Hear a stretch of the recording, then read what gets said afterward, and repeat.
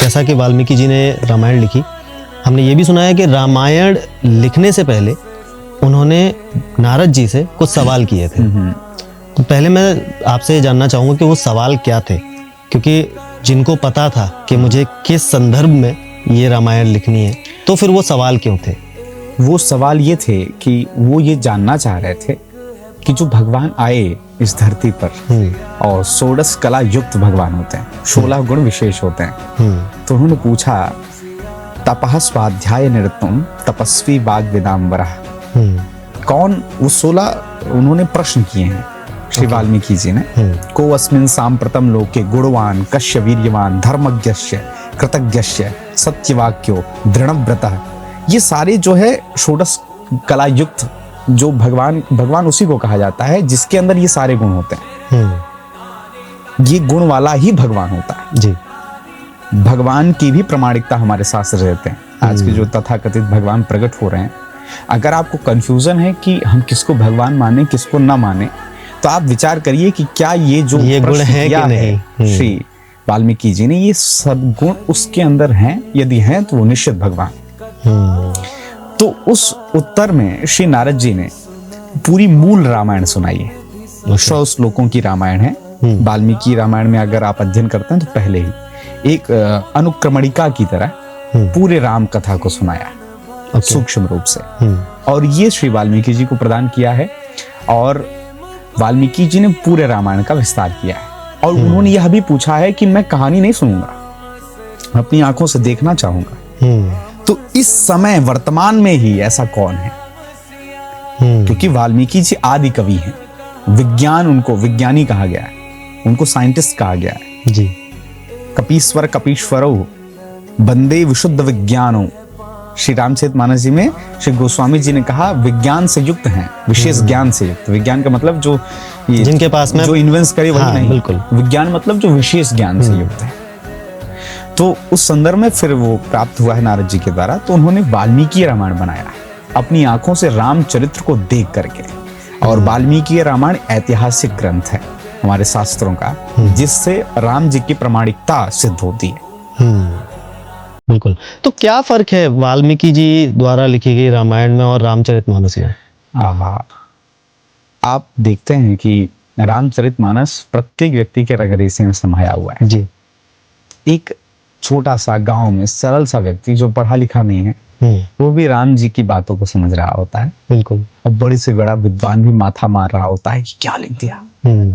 ये रामचरितमानस। इसके भी ये जो रोचकता है, हम सबको जो रामचरितमानस जी प्राप्त हुई है, मुझे लगता है कि भारत को अपना ग्रंथ घोषित करना चाहिए रामचरितमानस जी को राष्ट्रीय ग्रंथ। क्यों? अब इस बात को समझेंगे तो बात समझ आएगी जी।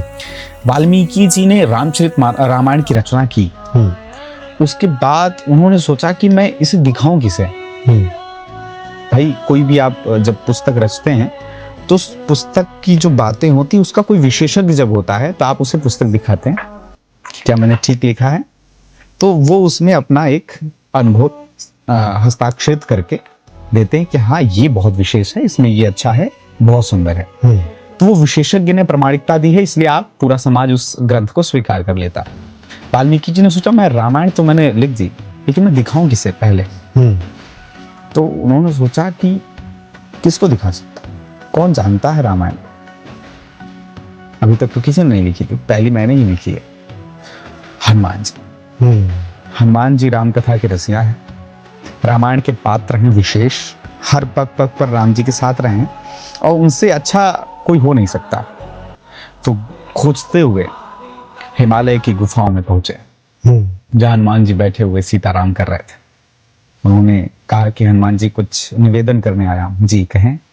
हमने राम जी की कथा लिखी है, राम जी का चरित्र वर्णन किया है, आप क्या एक बार पढ़ेंगे? इतना सुनना था। बोली ये तो मेरा सौभाग्य है। दौड़ करके सारी औपचारिकता भूल गए और हनुमान जी उस पुस्तक को लेकर पढ़ने लगे और खो गए। पढ़ते पढ़ते रोए जा रहे हैं, पढ़े जा रहे हैं। वाह क्या वाल्मीकि, क्या लिखा है आपने। रोए जा रहे हैं, पढ़े जा रहे हैं। वाल्मीकि जी ने कहा इनको समय लगेगा, तब तक मैं क्या करूं। तो गुफा के आसपास घूमने लगे तो उन्होंने देखा बड़े बड़े पत्थर रखे हैं और उन पत्थरों पे कुछ लिखा है। और जब उन्होंने पढ़ने की चेष्टा की तो वो भी राम कथा थी अच्छा, जो हनुमान जी ने लिखी, ओके, अपने नाखूनों से लिखी थी। वाह, अब इधर वाल्मीकि जी रामायण हनुमान जी वाली पढ़ रहे हैं, हनुमान जी वाल्मीकि जी की पढ़ रहे हैं, दोनों रोए जा रहे हैं, पढ़े जा रहे हैं। और जैसे ही कथा का विश्राम हुआ, हनुमान जी आकर कहते हैं वाल्मीकि जी क्या लिखा है आपने? लेकिन वाल्मीकि जी उदास थे। हनुमान जी ने पूछा क्या हुआ? मैं तो तारीफ कर रहा हूँ आपकी। उन्होंने कहा अच्छी बात है, लेकिन जो आपने लिखा है उस काव्य की, उस रचना की किसी कोने में भी मेरी रचना नहीं आ रही है। ओके। और यदि संसार ने आपके काव्य को पढ़ लिया तो मेरी काव्य को तो छुएगा भी नहीं।